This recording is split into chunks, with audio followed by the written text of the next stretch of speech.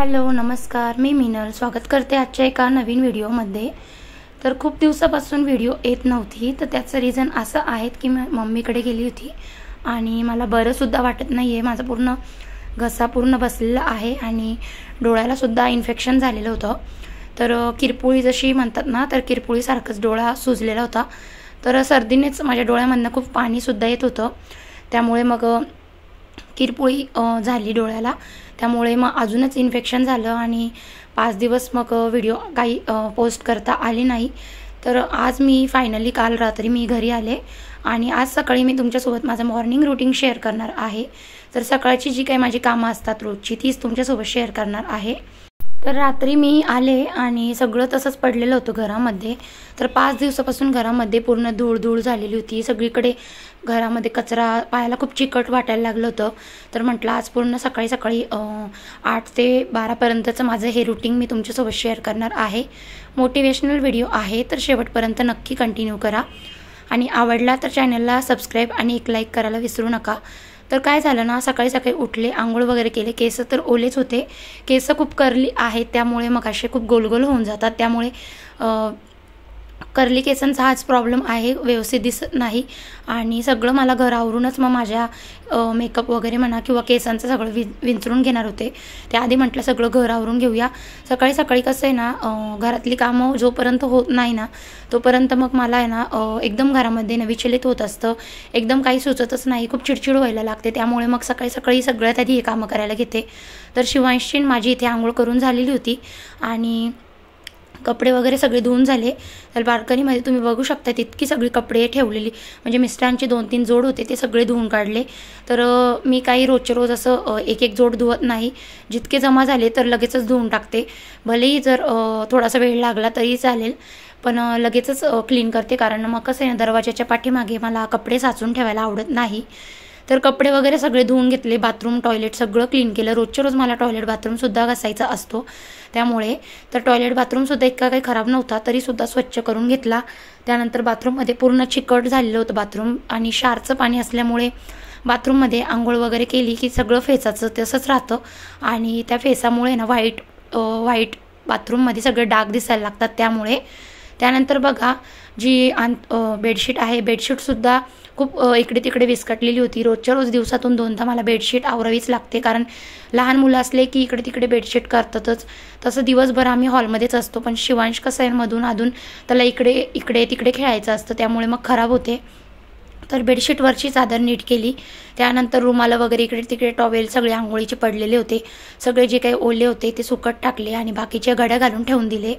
त्यानंतर लगेचच हॉलमध्ये आले। हॉलमध्ये आल्यानंतर बघा हे कपडे सगळे अंथरून सगळं जे रात्रीचं जे होतं ना ते तसंच राहिलेलं होतं, सगळ्यात आधी आंघोळच करून घेतली। आंघोळ का केली, कारण पाणी कधी पण जातं, पाण्याचा काहीच भरोसा नाही आहे तिथे, आणि त्यामुळे मग सगळ्यात आधी मला जे काही पाण्याचे काम आहेत ते करावी लागतात। सगळ्यात आधी आंघोळ, बाथरूम, कपडे सगळं आवरून घेतलं। किचन ओट्यावरती सुद्धा तुम्हाला भांडी दिसत असेल, ही रात्रीची भांडी आहेत, सगळ्या आता मांडणीला लावायची आहेत। त्यामुळे म्हटलं सगळ्यात आधी हे जे काही हॉलमध्ये जो पसारा दिसत होता ना तर तोच आवरून घेऊ, कारण घरामध्ये जर कोणी आलं तर डोळ्यापुढे दिसायला चांगलं दिसत नाही। हॉलमधले सगळं आतरून वगैरे उचलून घेतलं। त्यानंतर सोफा वगैरे सुद्धा दिवसातून 2दा आवरायलाच लागतो। सोफ्यावरती हे मी प्लॅस्टिक का टाकत असते, कारण सोफ्यावरती शिवांश कसं खेळतो ना तर सगळं खराब करून ठेवतो, डाग वगैरे लागतात आणि पाणी वगैरे जर सांडलं तर वॉशेबल नाही आहेत सोफा, त्यामुळे मग हे मी प्लॅस्टिक टाकून ठेवते, म्हणजे जेणेकरून काही जर सांडलं तर प्लॅस्टिकवरच राहतं, सोफ्यामध्ये जिरपत नाही, त्यामुळे सोफासुद्धा खराब होत नाही। तर प्लास्टिक जर काढलं, सोफा कवर जरी काढलं तर सोफा अगदी नवीनसारखा वाटतो बसायला। पण कसं आहे ना, रोजच्या रोज घरामध्ये छोटी मुलं असले तर हे सोफा कवर खूप उपयोगी असतं, कारण सोफा कवर असला ना तर सोफ्यावरती कितीही घाण झाली ना तर आपण कवर वगैरे धुवू शकतो, पण सोफा एकदा खराब झाला ना तर मग धुता येत नाही किंवा स्वच्छही करता येत नाही।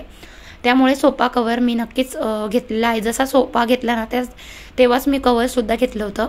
आणि बघा असं सगळं जिथल्या तिथे जेव्हा आवरून ठेवते ना तर खूप चांगलं वाटतं घरामध्ये, अगदी पॉझिटिव्ह एनर्जी येते घरामध्ये। आणि मला सुद्धा म्हणजे बरं नाही आहेत, पण मला हे कामं जर नाही केले ना तर घरामध्ये अजूनच आळशी सारखं वाटतं, दळिंद्र आल्यासारखं झाल्यासारखं वाटतं घरामध्ये. म्हणून मला हे कामं सकाळी करायचीच असतं. बरं नसलं तरीसुद्धा हे कामं आपल्याला बायकांना करायचीच असतात. त्यामुळे मग दुसरं कोणी करायला येणार नाही आहे. त्यामुळे मग म्हटलं चला करून घेऊया. हळूहळू का होईना सगळं मला करायचं होतं डीप क्लिनिंग, आणि सगळं माझं हे 8 ते 12पर्यंत होऊनच जातं. तर बघा सगळं सोफा वगैरे आवरून घेतला. त्यानंतर झाडू मारायला मला थोडा वेळ लागतो, कारण झाडू मारताना कसं आहे ना, कानाकोपऱ्यामध्ये सगळं काही केस वगैरे उडालेले असतात, केस वगैरे असतात, धूळ वगैरे साचलेली असते. आणि 2-3 दिवसापासून त्यांनी झाडू वगैरे देखील सुद्धा मारलेला नव्हता, किंवा जॉबवरून आले की मग घरामध्ये जी काही धूळ होती ती सगळी तशीच होती. आणि मग मला आज चांगला व्यवस्थित झाडू मारायचा होता. सोप्याखालून म्हणा सगळीकडनं मला असं छान सोफा झाडू व्यवस्थित मारून घ्यायचा होता. घरामध्ये काहीच धूळ वगैरे ठेवायची नव्हते. आणि फरशी वगैरे देखील सुद्धा मी आठवड्यातून 2दा पुसत असते, पण आज मला फरशीसुद्धा पुसायची होती, कारण खूप फरशी खराब झालेली होती. तर आज गुरुवारसुद्धा आहेत आणि सगळं घर मला चकाचक करायचं आहेत, कारण आज उपवास असतो त्यांचा. आणि घरामध्ये कसं आहे ना, हे सगळं काम आपण जर आवरून ठेवलं ना तर गुरुवार हा म्हणजे स्वामींचा वार असतो. त्यामुळे घरामध्ये मला फरशी नक्कीच पुसायची होती आज. तर बघा आता झाडू सगळा व्यवस्थित मारून घेतला. झाडूला थोडा वेळ लागतो आणि फरशी पुसायला काही इतका वेळ लागत नाही, कारण फरशी लमसम मी मोपनेच पुसते, बसून फरशी मी पुसत नाही. जर जिथे काही चिकट डाग वगैरे वाटत असेल तर हातानेच जवळ जाऊन फडक्याने पुसून घेत असते. तर काही जागी क्लेचं वगैरे शिवांशने सांडून ठेवलेलं होतं, क्लेचं चिकटलेलं होतं. तर मला क्लेचं सुद्धा असं हळूहळू पायाने की म्हणा किंवा बोटाने म्हणा असं काढून घ्यावं लागतं, कारण तसंच चिकटून राहतं जमिनीला आणि मग तेच पायाला चिकटतं. त्यामुळे फरशी थोडीशी अशी दाबून पुसावी लागते. फरशी एकदा का छान अशी पुसली ना 2-3 दिवस काही खराब होत नाही.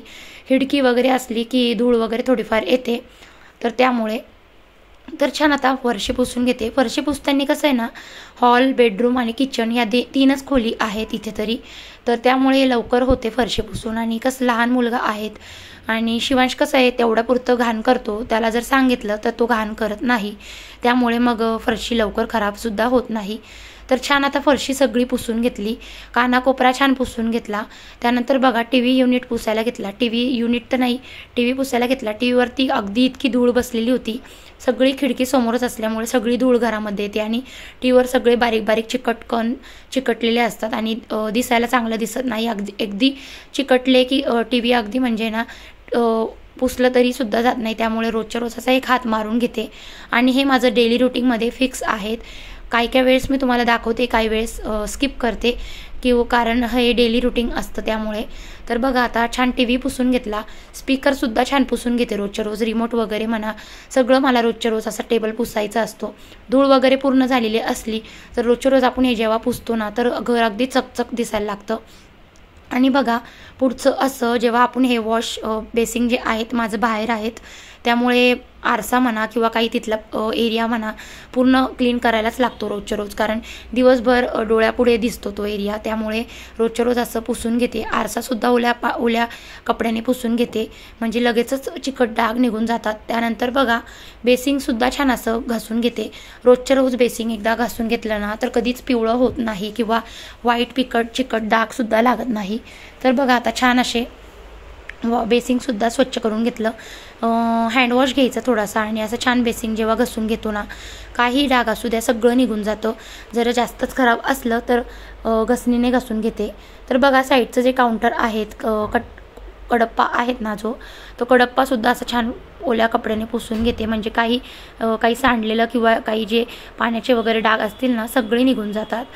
त्यानंतर बघा हे जे भांडी होती थोडीशी ती सगळी मांडणीला लावून दिली. भांडी रोजच्या रोज जी होती ना खूप साचून जातात, मग भांडी लावायला खूप कंटाळा येतो, त्यामुळे भांडी लावून घेतली आज. आणि विम जेल लिक्विड जे आहेत ना तुम्हाला सांगितलंच होतं खूप चांगलं आहे, फेससुद्धा खूप होतो आणि भांडीसुद्धा खूप चमकतात देखील. तर विम जेलच वापरते. मोठं पॅक आणून ठेवते मी, 215 रुपयाला आहे, 205 रुपयाला भेटलेलं आहे. तर ते मी एका बाटलीत ओतून घेत असते थोडं, म्हणजे कसं आहे ना जास्त भस्कन ओतल्या जात नाही आणि मग जास्त ओतल्यामुळे वायासुद्धा जातं. बघा आता छान सगळी जी भांडी होती सगळी भांडी घासून धुवून घेतलेली आहे. चहाची सकाळची थोडीफार भांडी होती आणि जेवणाची आता भांडी काही नाही आहेत, कारण मी सकाळचं रुटीन शेअर करत आहे. 8 ते 12पर्यंत जे काही असतं ते सगळं दाखवणार होते. त्यानंतर हे रुटीन झाल्यानंतर परत दुपारचं रुटीन चालू होतं, म्हणजे की जसं काही स्वयंपाक किंवा शिवांशला जेवू घालायचं असतं, बाकीची काही क्लिनिंग असते, आवरावर असते, शिवांशला झोपवायचं असतं, तर ही कामं दुपारची असते. आणि ही सकाळची कामं मला सकाळच्या टायमात झाली नाही तर दिवसभर खूप चिडचिड होते, कामसुद्धा झाल्यानं सारखं वाटतं, घरामध्ये खूप आळस येतो, दळीदरीसारखे वाटते, आजारी देखील वाटायला लागतं. तर बघा भांडी छान घासून घेतली, माठसुद्धा पूर्ण रिकामा झालेला होता, माठामध्ये थोडंसुद्धा पाणी नव्हतं, तर माठ मलाच क्लीन करायला लागतो, त्यामुळे माठसुद्धा असा छान एकदा धुवून घेतला पाण्याने, परत एकदा माठ धुवून भरून घेतला, त्या बाजूचा सगळा आजूबाजूचे जितकं काही सांडलेलं होतं पाणी सगळं पुसून घेतलं. त्यानंतर पुढचं असं बघा, हे जे आपण कितीही क्लीन केलं ना तर कानाला कोपरा जो राहूनच जातो, तिथे केस वगैरे म्हणा, काही स्वयंपाकाचं काही सांडलेलं असं कानाकोपऱ्यामध्ये तसंच असतं, तर सगळं असं जे काही दिसत होतं उचलून मी डस्टबिनमध्ये टाकलं. त्यानंतर ही पंचपत्री तर धुवून ठेवली होती, हे पीठ मला किती दिवसाचं ओतायचं होतं, पीठ मला त्यामध्ये ठेवायचं होतं, तर जमतच नव्हतं, खूप सारी कामं होती घरामध्ये. तर बघा हे पीठ दळून आणलं होतं मम्मीकडनं आणि म्हटलं चला आता पीठसुद्धा पंचपत्रीमध्ये आज ओतून घेऊया. तर पीठ मोकळंच ठेवत असते, पीठ म्हणजे मोकळं राहिलं ना पण झटपट घेताही येतं, आणि मोकळं राहिलं तर म्हणजे काही आळ्या वगैरे किंवा काही किडक वगैरे सुद्धा होत नाही. तर छान माझी 10 किलोची अशी ही 10 किलो असं गव्हाचं जे पीठ आहेत ना ते बसतं त्यामध्ये. तर बघा असं सगळं पीठ आता मम्मीकडनं दळून आणलेलं होतं, तर पिशवीमध्येच होतं, सगळं मोकळं वतून घेतलं. मोकळं वतून घेतलं ना हवा वगैरे सुद्धा लागते, आणि काही आता उन्हाळा चालू आहे त्यामुळे पीठ लवकर खराब होण्याची शक्यतासुद्धा असते, त्यामुळे मग असं ओतून घेतलं. आणि या ज्या कॅरी बॅग आहेत या डस्टबिनसाठी मी नंतर यूज करू शकते, मोठी कॅरी बॅग आहे, तर डस्टबिनमध्ये टाकण्यासाठी खूप चांगले आहेत, त्यामुळे छान पीठ वतून घेतलं आणि सगळं पंचपत्री साईडने सगळी पुसून घेतली. तर अशा पद्धतीने माझं हे सकाळचं रुटीन तुमच्यासोबत शेअर केलेलं आहे. आय होप तुम्हाला आवडलं असेल. तुम्हाला माझं डेली रुटीन बघायला भरपूर आवडत असतं, त्यामुळे मग डेली रुटीन शेअर केलेलं आहे. तर चला आता भेटते पुढच्या व्हिडिओमध्ये, तोपर्यंत सगळ्यांना श्री स्वामी समर्थ. सगळेजण आनंदी राहा, खुश राहा आणि असंच सपोर्ट करत राहा.